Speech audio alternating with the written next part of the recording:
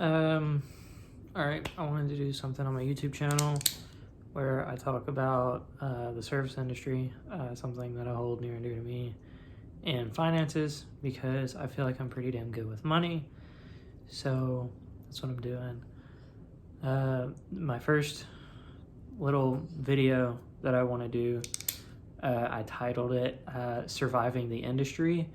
It is for anyone who has never been in the industry, who is starting in the industry, who is about to serve for the first time. I am going to keep my mouth shut about back of house and management because that is where I have the least experience. That being said, getting through as a server, you got to keep your mind clear. A lot of your fellow servers are going to be drunk when they come into work, high when they come into work. They're going to be nicotine addicts. They're going to be Adderall addicts. They're going to be Xanax addicts. You're going to have to deal with a lot of drug use around you, but you have to make the conscious choice not to join in on that. I'm not saying don't go out for drinks on a Friday night with basically your friends. I mean, you work with them day in, day out. I mean, usually 5 days a week. If you're doing this full time, if you're doing it part time, you're probably working on the weekends anyway.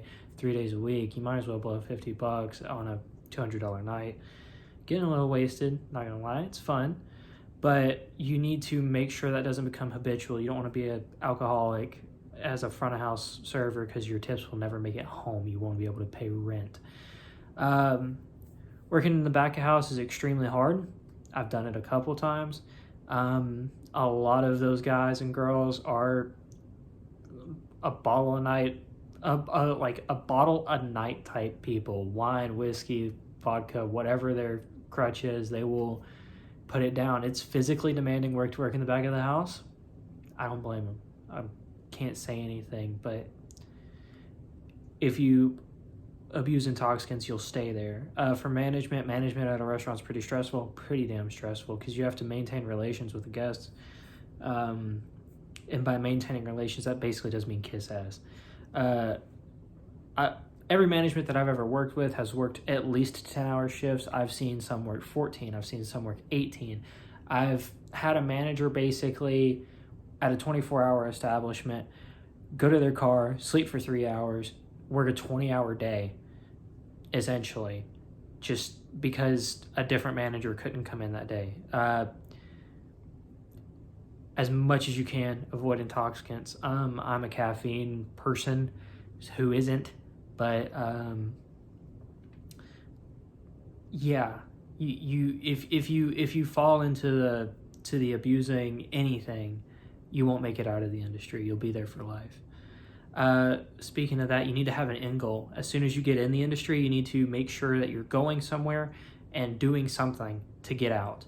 There's a lot of people that you'll meet who are awesome at waiting tables. They're full of drive, they're full of passion, but they have no idea what they want to do with their life. They won't even choose, so they won't even work on something. If you have a lot of drive and no direction, you're going nowhere fast. On the other hand, there's some people in the industry who, I want to blah, blah, blah, blah, blah. I want to open this. I want to do that. I want to start my own business. They'll talk about it all day, but they won't put any money towards it. They won't save any of their checks, of their tips. They won't do anything to push towards that goal and like make it happen. They won't even try. Both of those people you need to be cautious about hanging around because their attitudes will rub off on you. Generally, they feel out of control of their lives. They feel like they can't get to choose what happens. They feel held down by the man. I'm not saying we're not, but you can't let those thoughts permeate your thoughts, because if you do, you're going to end up in the same situation as them. Either great at waiting tables and nothing to do with it, or mediocre at waiting tables and wish you could stop.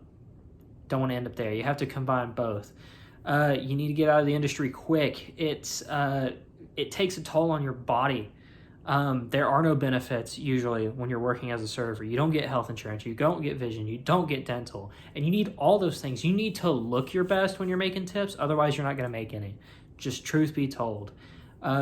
The industry is super physically exhaustive. I don't know any servers over 45 who don't have knee replacement surgeries. It is super common for it to happen. If you're getting up there in age and you're still a server, you better start saving for your knee replacement surgery or your hip surgery. I have never seen anyone.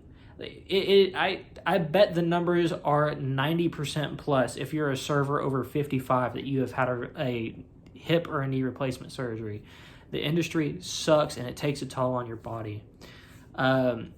So avoid the excessive use of intoxicants. Keep a clear mind.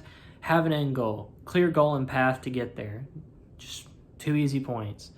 Service is addictive. Every table is like a slot machine. You basically walk up and you might get along with them awesome, and they leave you a fat tip, $30, $50, $20, anything that makes your night. And that's fun, but it's not a steady income. You need to make sure that you can come in, provide for your family, provide for your kids, provide for whatever you need to provide for, go home at the end of the day. On the other hand, as a server, you're kind of always 4 hours away from $100. If I wake up at 8 o'clock and my water bill's due at 5, pick up the phone, hey, can I come in? I got to pay the water bill. It's over. You're always 4 hours away, 5 hours away from any bill that needs to be paid, pretty much. I mean, on a Saturday night, I know people who seriously only work Saturday night to pay their car note, $300. Okay. They work, 5 hours, 6 hours if they close. They go pull their car note, and then they have 2 other jobs, but they keep serving on Saturday night specifically for their car note. They can't get out of the industry because they've created a dependence on that quick, easy cash in hand, because they're not willing to save at their other jobs. I'm going to change gears on you. Basically, service is addictive, but you're really going to have a hard time pushing past $40,000 a year. I've only got 2 minutes, 30 seconds. You're going to have a hard time pushing past $40,000 a year, because that's when the single income tax bracket jumps from 12% to 22%. Pushing past $40,000 as a server is insanely hard, because when you're filing as a single person, 12% isn't a lot on your money on taxes. 22% feels like a fucking weight to bear. A quarter of your income's leaving due to taxes. By Teak. So you're basically settling for somewhere between $40,000 to $50,000 if you do a normal serving job. I'm not talking resorts, tourist towns, anywhere high cost of living. Not talking about that. Just to give you an idea, here's some rough numbers. For $40,000, you're bringing home, right, and claiming $769.23 every week. If you make $100 a shift, right, and you work 5 days a week, 2 days off, 260 days a year, you're making $26,000. $115 a shift, $29,900. $130 a shift, $33,800. Not even cutting it. If you want to make $40,000 a year, claiming all your tips, that's $154,000 or $154 per shift. Essentially, it's extremely hard to hit that. I mean, if you're not doing high cost of living, tourist, resort, anything like that, your effective income, if you're not claiming all of your tips, I do, will be about $40,000. If you are, making, you're pulling, I'm great, I'm $145 a shift, no problem, it's not even that big of a deal. Your effective income probably will be $40,000, no problem. And by effective income, I mean how far your money goes relative to if you claimed all of your tips. I do claim all of my tips. I need the proof of income. By the way, if you want to get an apartment, buy a house, do anything with your, server income like you're a grown adult and you're trying to live on your own and support yourself, you're going to need to claim your tips, or at least some of them, right? Most apartments won't let you rent without 3 times proof of income. You're going to have to claim your tips if, you know, rent keeps going the way it is. This is $1,000 a month apartment.